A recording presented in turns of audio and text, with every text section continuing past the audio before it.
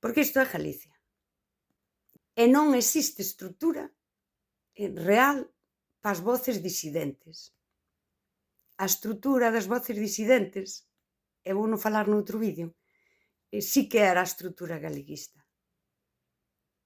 Sendo resistencia. Pero non estaban dispostos a pagar o custo social fronte ao imperialismo, fronte a esas ideas globais, e acolléronas mesmo na simboloxía.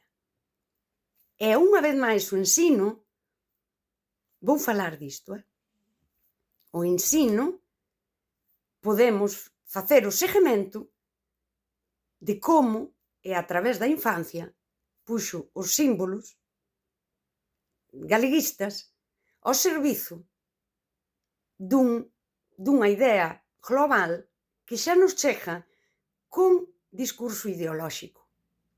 Isto pasou en Galicia.